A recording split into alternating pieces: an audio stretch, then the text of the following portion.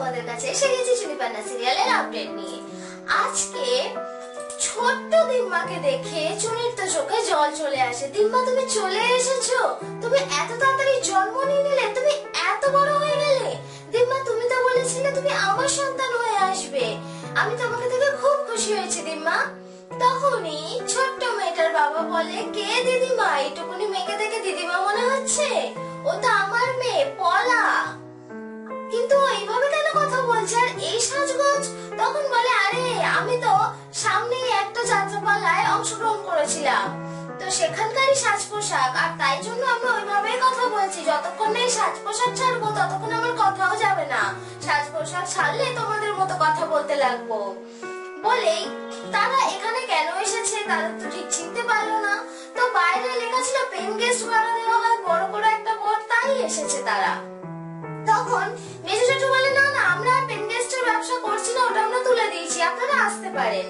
তা আজকের মতো একটা দিনে কেউ এসে এরকম ভাবে ফিরে যাবে সেটা চাইছে না। আর চুনি তো খুব ভালোই বেসে ফেলেছে পলাকে, যেহেতু দিম্মার মতো কথা বলছে, তারই মতো সাজগোজ, তাই পলাকে খুব ভালো লেগে গেছে চুনির। সে তো দিম্মা দিম্মা করে তাকে ছাড়তেই চাইছে না। আজকের দিন যা হয় তারা থেকেই যাক। তো আবদার করে যে, দেখুন বাড়িটা আমাদের খুব ভালো লেগে গেছে। তখন অপসরাদি বলে, আরে আমাদের বাড়ি ভালো লাগতে হবে না আপনাদের, আপনারা বেরোন তো, আমাদের কোনো টাকা পয়সার দরকার নেই। রাষ্ট্রপতি এসে আমাদের 1 কোটি টাকা দিয়ে গেছে। অপসরাকে সবাই শান্ত করে, বলে, চুপ করো তুমি অপসরাদি, দেখুন আমাদের টাকা পয়সার দরকার নেই, আপনি থাকলে কয়েকদিন থাকতে পারেন, তারপর নয় আপনি চলে যাবেন, আপনার কাজ হয়ে গেলে। বলে, ঠিক আছে, আমরা বেশি দিন থাকবো না, আমাদের কাজ হয়ে গেলেই আমরা চলে যাব, আমরা আসলে এই শহরে কিছু চিনি না সেরকম। ঠিক আছে বলে সাত অনুষ্ঠান তো মোটামুটি শেষ হলো। এরপরে ড্রয়িং রুমে বসে চা খাচ্ছেন হীরক বাবু অর্থাৎ পলার বাবা আর পুরুষ এবং তার মেজদা। সেখানে হীরক বাবুর থেকে জানতে চায়, হীরক বাবু এখানে কবে এসেছিল? 1980 সাল। 80 সাল কি বলছেন?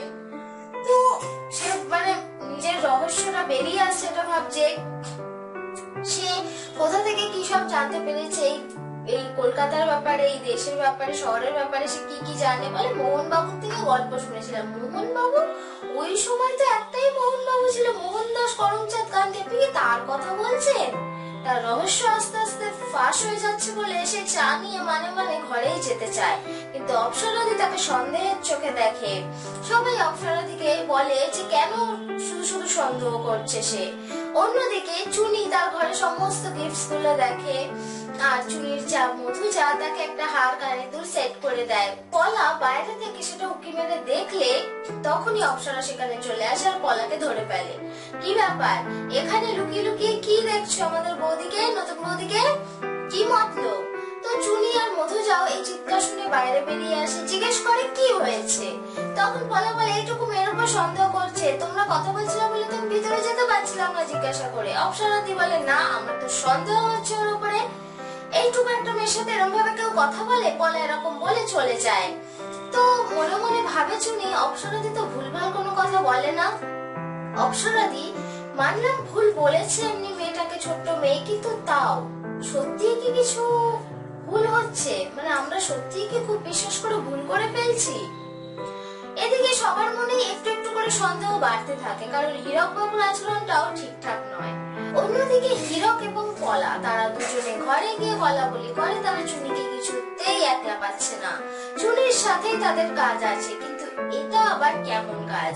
এখানে পলা এবং হীরক দুজনেই কিন্তু আত্মা, দুজনেই ভূত। তারা কিন্তু এখানে এসেছে চুনির সাথে কোনো একটা কথার জন্য, যেটা চুনি করতে পারবে, অন্য কেউ না। কিন্তু তাদের কাজটা কি এমন যেটা চুনিকে ছাড়া তাদের সম্ভব নয়? পলা এবং হীরক দুজনেই চুনিকে একলা চাইছে, কিন্তু পাচ্ছে না। তারা জানে চুনি এ বাড়িতে এসে সবারই অপ্রিয় ছিল। আস্তে আস্তে স্ট্রাগল করে, অনেক কিছু করে চুনি আজকে এই পর্যায়ে এসছে যখন সবাই তাকে চোখে হারাচ্ছে, কেউ তাকে একলা ছাড়ছে না, সবাই তার প্রচন্ড খেয়াল রাখছে। তাই তারা চুনিকে দিয়ে যে কাজটা করাতে চাইছে সেটা করতে পারছে না। কিন্তু কি এমন মতলব আছে পলা এবং হীরকের? আর এরা স্বাধীনতার আগের মানুষ, মানে ভূত। তো এরা আবার কি হাসিল করতে চায় চুনির থেকে? অনেকেই বলছে গল্পটা নাকি কালকে শেষ হয়ে যাবে।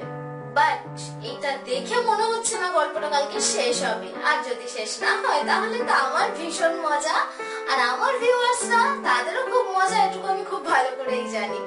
পরবর্তী আপডেটেড টুইস্টের জন্য আমার চ্যানেলকে লাইক, কমেন্ট, শেয়ার এবং সাবস্ক্রাইব করো।